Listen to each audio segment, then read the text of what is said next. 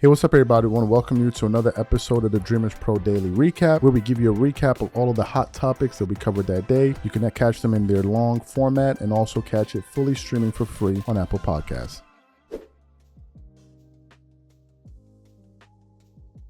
This is a story that I literally was about to just forget that I even had it, right? I'm just shooting some other content and I'm like, oh, damn, I got this story. So, as you guys remember, about a year or so ago, ESPN came up with the bright idea to get rid of Mark Jackson and Jeff Van Gundy from the NBA Finals coverage, right? Two voices that everybody pretty much love. I think they did a great job. I think they had great chemistry when they were covering games, especially in the NBA Finals. Just they had Mark Jackson had so many classic lines of hand down, man down, mama, there goes that man. That's a bad man. Like, you know, you had, and of course you have Jeff Van Gundy with his candor and his dry sense of humor. Like, I just thought that it worked perfectly together, right? But then reports came out after they were let go. We heard that Adam Silver got in the president's ear, or the CEO of Disney's ear, to basically ask them, because he didn't like some of the things that Jeff Van Gundy was saying in terms of his critical commentary on the NBA. So they got rid of these guys. Who did they replace him with? Doris Burke and Richard Jefferson. Now, at the time when the news came out, a lot of us were like, really? Not that we have anything against Doris Burke, not that we have anything against Richard Jefferson, not saying that they're not qualified to do the job, but damn, right?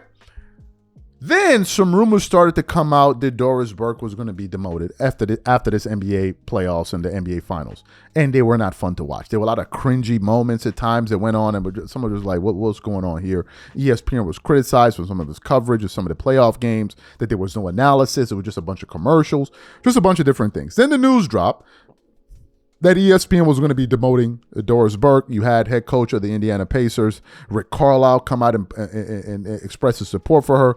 Richard Jefferson came out and did the same thing for her as well, right? So that news went down. Everybody reacted to it. Then I came across this report here from Awful Announcing stating the following. ESPN executive Burke Magnus defends Doris Burke's demotion. And I'm like, well. It looks like ESPN and these guys are doubling down on the decision that they made. So let's get into what this report has to say here. It says, last month, ESPN giveth to and taketh away from Doris Burke. On the same day, they announced that she signed a multi-year deal to remain at the network and continue calling full slate of regular season NBA games. It was revealed that she had been demoted from the network's top booth and replaced with Tim Legler. It then goes on. While the move didn't come as a surprise given previous reporting, it seemed to cast a shadow over Burke, whose work with the worldwide leader, especially as it meant ESPN would now have a different NBA Finals booth for the fourth time in as many years. It's not as though Burke is being cast aside. As a part of the announcement of her new deal, the company noted she will call games on ESPN and ABC under the NBA Sunday Showcase series and will also continue to feature prominently during the NBA playoffs. ESPN president of content Burke Magnus appeared on Sports Media with Richard Deitch's podcast this week and was asked why demoting Burke and replacing her with Legler was the right decision. Now listen to what he had to say here. I think it was the right decision because we're still searching for the perfect combination, said Magnus. Again, we're talking about an A+ human being in Doris Burke here. There is no coincidence that we extended her at the same time we were putting her with a new partner. He then continues on. And we honestly believe that now with a little experience in the top team in a 3-person arrangement, that the best manifestation of Doris's work is actually alone with a play-by-play person. We have in our new arrangement, as was the case with the last one, a schedule of plenty high-profile NBA games to go around. And she'll be calling big games, meaningful games in her new circumstance relative to the top team, which will be Mike Breen, Richard Jefferson. And I started laughing because in the middle of what I was reading, we should be covering high-profile games. So there's some games that are not high-profile. Okay, I continue on. And this is where really the expertise of our NBA production management, so Tim Gorgon, Mike McQuaid in particular, just a feeling that alignment gave us the best chance to make the best possible presentation of the biggest games. And really, when you boil it down, we're talking about which team is going to call the finals, or really, which team is going to call the conference finals and the finals. And beyond that, they all call big regular season games. The article then goes on. Burke made sure to give praise directly to Legler as well, who's getting an opportunity to shine. Tim is great. What a story. 25 years plus at ESPN, has done games, has done studio, has been with Scott Van Pelt on SportsCenter. Highly respected basketball mind, great commentator, I guess a little unappreciated over the years by us. He said, I think we had a ton of fans out there in NBA circles, both fans and professional alike. So we're excited to see him get a crack at being a part of this top team, and he's earned it. So you heard what he had to say. The article then goes on to say a few other things there. Basically, they're saying that they think somebody else can do a better job. Period. End of story. Period. End of story. The short version of all of that is they believe that somebody else can do a better job. That's all there is to it. Because if you believe that Doris Burke was doing top of the shelf work, you would have kept her. You don't replace people that are doing that are excelling in their roles in the workplace, right? If you feel like a person is good but not really excelling in this particular role, usually what some companies do is, instead of firing the person, you may put them in a different department and see how they work there. So you may have come to the conclusion that this person is good, right? They're good enough to be here, but I don't think they're excelling in this particular role. Maybe they need to go be in another role. I've seen it happen all the time where the company, and also, of course, it takes more money. It takes a lot of work to actually recruit new talent, train them, and do all of that. So companies are more likely to retain people because they already know. I mean, there's a whole bunch of stuff that goes behind that. So that's the aspect of it. So they're not getting rid of her, obviously, because she's still good at what she does. She still knows the sport. She knows the business, etc. But he's just saying that we believe that somebody else, if given an opportunity, in this case, Tim Legler, can do a better job. And I would think Tim Legler could do a great job. Because if anybody has watched, if any of you guys have watched Tim Legler, and I'm sure everybody watching this show has, Tim Legler is really damn good. Right? He cuts through the nonsense. He's not a fanboy. Even if he wants to be a fanboy, he does it with taste. Some of these other guys, man, just be slobbing on, like you be listening at times, Reggie Miller, Doris Burke. Oh my God, bro. You be like, bro, just put on a jersey, man. Just put on a jersey. Just say like, hey, we're here to cheer for so-and-so player. And like, come on, like they used to overdo it. It's like, bro, we get it. Y'all love the support and all of this stuff, but most of us, like some of us out here tuning in, we're not into the Twerkation Nation the way you guys are, right? We don't have badges, lifetime passes to get honey. Like y'all do. We're not interested. And some of it started to get a little bit weird, and some of it seemed to be a little bit impartial at times. Like you're supposed to be calling a game. You're just outright rooting for a particular player. Like, come on, man, knock it off.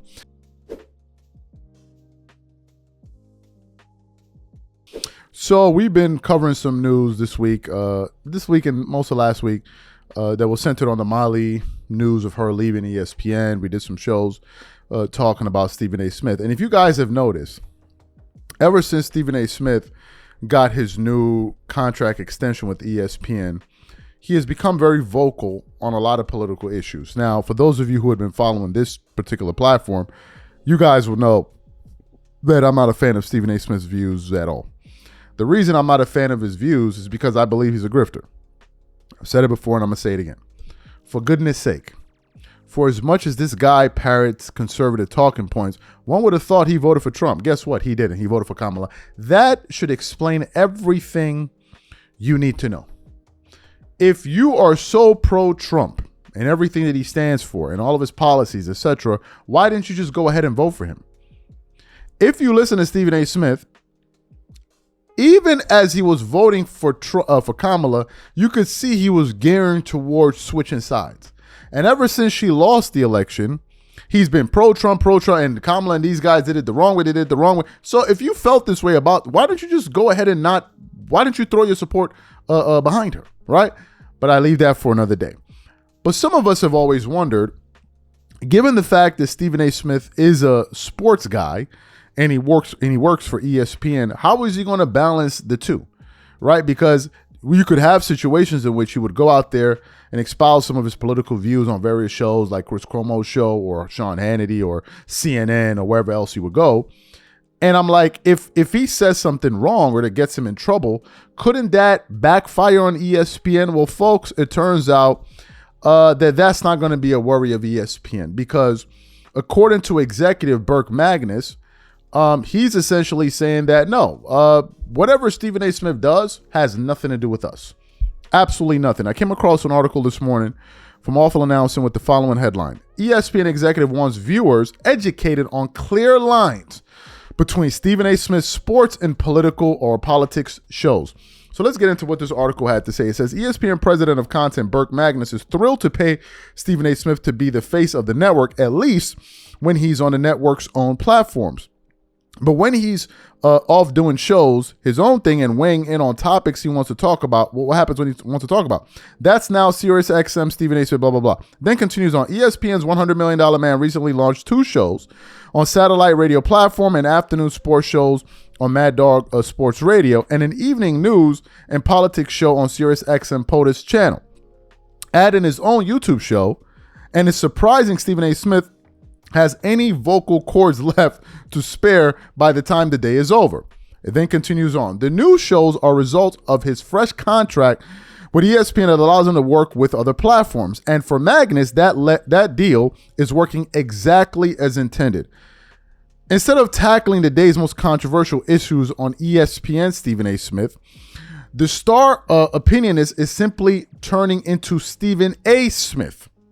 Magnus suggests that lets viewers disassociate the ESPN brand with Smith's political commentary, which he explained on a recent episode of the Sports Media with Richard Deitch's podcast. Now, here's what he had to say. I like the new arrangement better because at least it draws clear lines between what he's doing for us and what he's doing outside of us, Magnus said. And what I mean by that is, in the final years of his previous deal, because of his interests, he would show up on news programs, you name the network, he was all over the place. And at that point, the only way you could ever refer to him, not that it completely eliminates confusion in the new world, but it was ESPN Stephen A. Smith, right? So at least going forward, we have in our box exactly what he does for us, which is he hosts First Takes 240 days a year, or some number around there, and he'll do a handful of other events over the year and other shows for us over the year. That's what he does for us. And outside of outside, he'll do his YouTube show. He'll do his radio show on Sirius. That's sports. He'll do his radio show on Sirius. That's politics. He then continues on. So I like the fact that it's compartmentalized now, where he's free to explore those areas. And when he comes back to ESPN, he knows what we want from him. And nobody's better at it, better at that, frankly. If it gets sticky in terms of what he might say or do outside of ESPN, at least we can educate people that off our platform, it's a different profile. The ESPN executive concluded. So what Burke Magnus is saying, who's the head of content at ESPN, is essentially saying is this.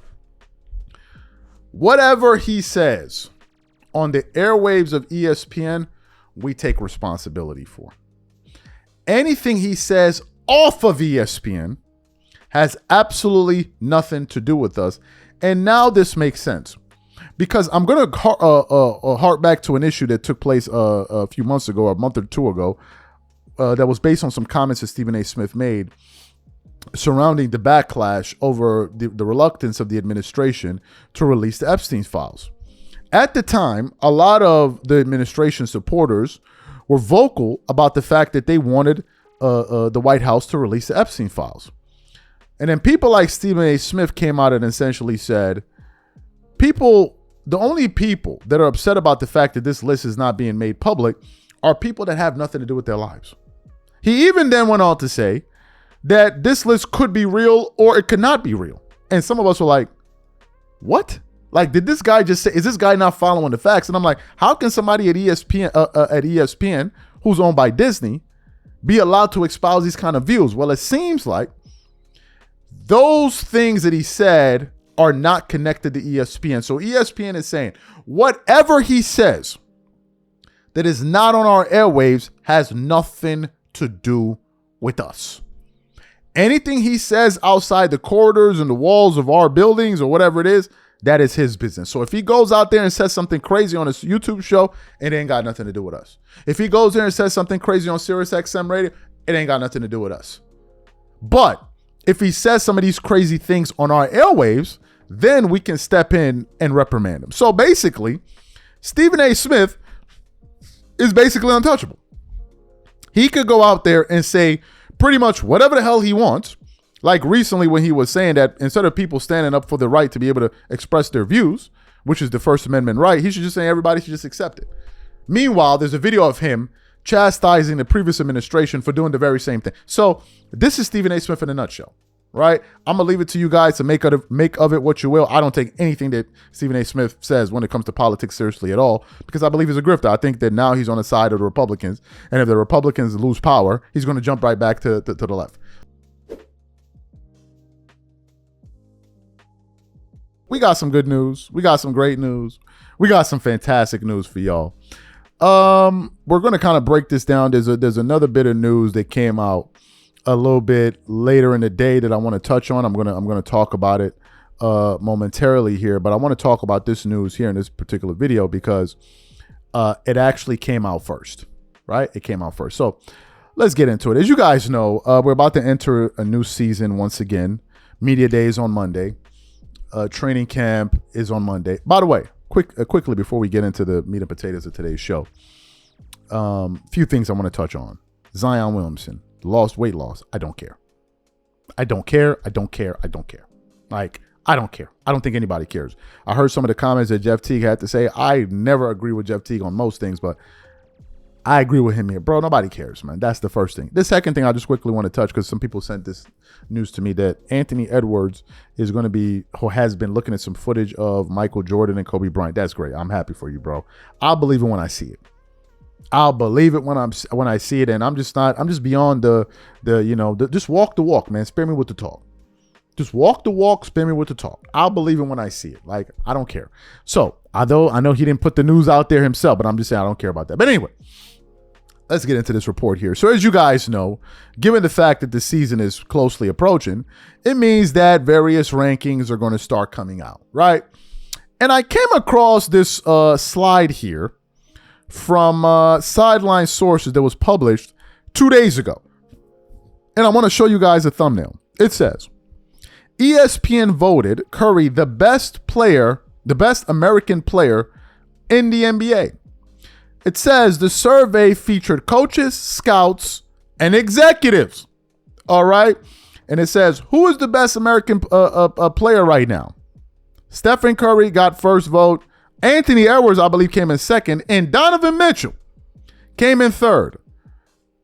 It then said, before Tatum's injury, this question wouldn't have been on the survey at all, given the Boston Celtics superstar wing was coming off of a first-team All-NBA honors for the fourth consecutive season and won the NBA title a year ago.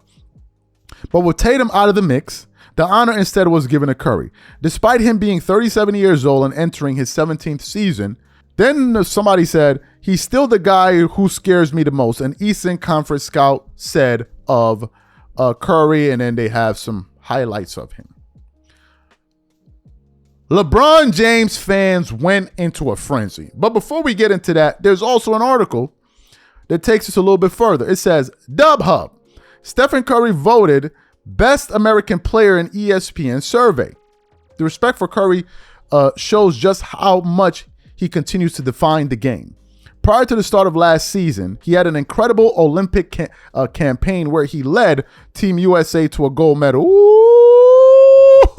Them honey slingers are not gonna let that one. Who led? You notice how Even though they gave him the Gold Cup MVP or whatever it is, they saying he led because we all know he did, right? Continues on.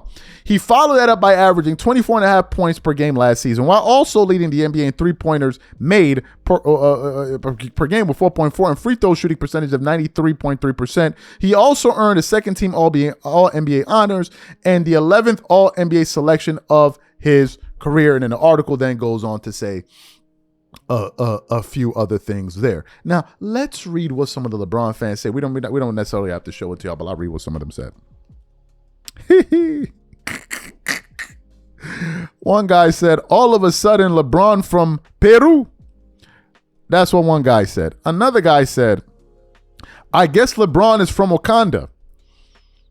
Another guy said, I'll give my take on this in 10 minutes. Another guy said, they put up like an emoji of Jalen Brunson holding his head. And then some other people weighed in. People were crying all over the place. People were saying, why wasn't LeBron added on the list? People were just upset, right? People were pretty much upset about it. What are my thoughts on this? First of all, if we just think of the best players, we got Tatum, we got LeBron, we got Donovan Mitchell, we got Anthony Edwards, we got Stephen Curry, we got a few other guys out there that I can't think of right now, Jaylen Brown and Anthony Davis and all of them. Curry is an extremely scary player. I just believe that not only are they saying he's the best American player at the time, I think that they're also saying that he's better than LeBron James. That's what they're saying. Is Stephen Curry right now better than LeBron James? I would have to say yes. I would have to say yes. Right? Stephen Curry can still burn teams in a way that few can in the NBA. He's still, when he's hot, the most dangerous player in the NBA. When Stephen Curry's on a roll, he is the most dangerous player in basketball. I can't think of anybody that when they're hot, that is more problematic for defenses. I mean, because the difference with Curry is that other guys can beat you, but what Curry does is he demoralizes you. It's a totally different thing. If Nikola Jokic has a hot hand and you throw him the ball and maybe he, gets a hook shot or a layup, whatever, he makes a shot. Wow, you're amazed. Curry would just be demoralizing guys by hitting shots. And you're like, okay, how is he doing this? And when the coaches on the other team are looking at like, okay, we can't guard this anymore. So no one, I believe in the NBA, unless I'm missing someone, can demoralize defenses the way Curry can. And according to what that executive said, I would agree. When Stephen Curry's on a roll, and Curry's one of these guys that he could be cold in the first half, and then if he gets hot, good luck. I mean, good luck. Good effing luck stopping this guy. In terms of the best player, American player, I mean, the guy that comes to mind right now is Anthony Edwards. But the problem with Anthony Edwards, and he's a two-way player, is that he's a little bit too one-dimensional. Like, he just shoots a lot of threes and like he doesn't even rarely go to the basket. Yes, as I mentioned, they said he's planning on expanding his game this summer, but I believe if Ant-Man was a more dynamic scorer and he really could unlock his full potential, then I think you can make an argument for him. But Stephen Curry's the real deal. Stephen Curry is the real deal. So the larger question is simply this. Who do you think is the best American player right now? Who do y'all think that is? And by the way, before we close, I said I was going to bring it up. We want to put up another post quickly that ESPN posted. And this post here says, the NBA ranked top 10 is here. And they have the top 5 players in the world right now. Okay, folks, they have Victor Wembanyama number 5. Giannis Antetokounmpo number 4. Luka Doncic at number 3. SGA at number 2. Nikola Jokic at number 1. Bro, they got Wemby ahead of Ant-Man, Curry, LeBron, KD, and Brunson. And I got to agree. I would have to agree. Now, some people are a little salty at the fact that Wemby, what has Wemby done and all of that stuff, bro? None of that don't matter because Son is nicer than most of those dudes. But the larger point that I want to make is this. We're supposed to be having a USA versus World All-Star weekend. There is no team, there is no 5 players that we can put out there that's going to beat these guys. We're cooked. We're cooked. We are super cooked. What starting 5 are we going to put out there? And now we play positionless basketball. Don't let Gilbert Arenas try to trick you. Because Gil knows, and I sent it to them earlier today, I was making fun of him. We ain't got a shot in hell of beating this team. So the only way Gil tries to save himself is like, well, no, who's going to be the point guard? Like, bro, we're playing positionless basketball right now. There is no starting 5 the NBA can put forward right now of American player that's beating Victor Wembanyama, Giannis Antetokounmpo. Bro, what are we talking about? Like, we could stop the list there. Then we go to Luka Doncic, SGA, and Nikola Jokic. This team is never losing basketball. Nobody is beating this team. Put SGA at the 1, put Luka at the 2, put Giannis at the 3, put Joker at the 4, and put Nikola Jokic at the 5. No. Put SGA at the 1. Put Luka at the 2, put Giannis at the 3, put Nikola Jokic at the 4, put Wemby at the 5. Bro, you're not beating this team. You're not. The only thing you could say is, well, the other guys are not really great defenders. Yeah, but you could also make an argument they got the best defensive player in the NBA in Wemby on the team. They can all handle the ball. They can all shoot. You're not beating this team. There is no beating this squad.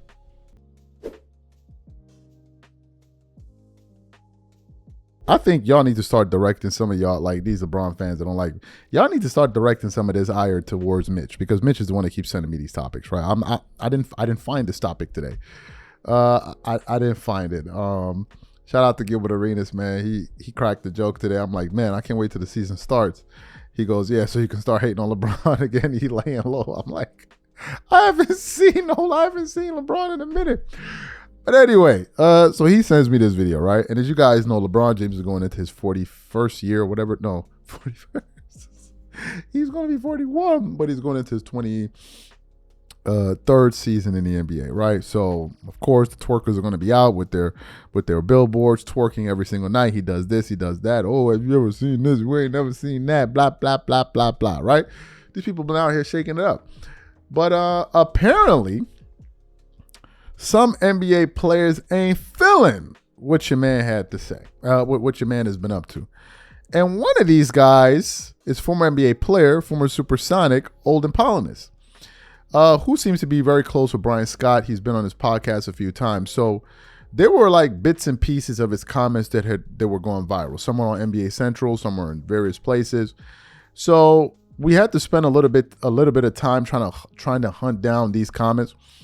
So essentially, we're talking about LeBron going into his 23rd year with the Lakers on his last year of his deal. And as they're talking about him, Olden begins to say that, look, I'm not impressed with what LeBron James is doing because he's essentially a ball hog. And one of the things that I can't stand about the guy is that he can never take credit or take the blame when things go wrong. He always finds a way to just escape through or let his teammates take the brunt of the blame. So for those of y'all who didn't hear what he had to say, I want to play his comments for you now. I want you guys to listen to it in its entirety. And I'm going to come back and continue on the show. Take a listen to his comments here. There is a photo of LeBron working out at the Clippers facility. I don't know if you guys saw that. I saw it. Mateo will find it. Meanwhile, Luka has publicly urged the team to retain LeBron. Let's talk about his legacy, balancing legendary legacy and leadership for this Lakers team. Where do you think LeBron's head is going into the season? I mean, he's LeBron. I mean, his head's where it's at. It's like, I'm going to get mine. I'm going to do what I need to do. The one thing I've always hated about LeBron Here it comes. It's like when they win, it's all him. When they lose, it's all them. I've always hated that narrative. We could have spoken more to his greatness if one day he had said, that's on me. Just one time. That's on me. And to me, that's the problem. Again, one of the greatest ever. One of the greatest ever. I admit it. I'm a fan. I love LeBron James, people. But damn it, facts are facts. Reality is reality. Y'all need to, stop acting a fool, because when people talk about LeBron or talk about anybody that you don't like, I've always said this, man. Dr. Wayne Dyer said it best. People are always looking for a reason to be offended. And I don't give a damn about y'all. Because the truth is what it is. LeBron is one of the greatest. We'll go down in history, probably the greatest ever. But I can still keep saying that and say that Michael Jordan is the greatest to ever touch a basketball and be correct. Or I could say it's Kobe, or I could say it's Wilt. God damn it, change your diapers. But it's, to your point, he's going to average 25, whatever, because he's LeBron. He stays in shape. That's number one. And I said this the last time we were here. He is the most in shape player to be in his 40s that I've ever seen. He's in better shape than 90% of the NBA right now. Facts. That speaks to his greatness. Yep. But at the same time, if you're playing any amount of minutes you want, you're going to do things. You're going to put up numbers. So you're saying Robert Parrish in his 22nd year narrative? was not allowed that opportunity to get the ball and score and everything else. So you got to factor all those things in. Excellent. So you heard what he had to say. Now, I want to address the ball hogging part first, because there's some truth to what he's saying here. All right.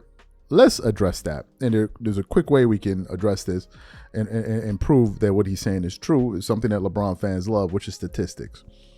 Okay, so let's look at the years when Anthony Davis was playing with the Lakers.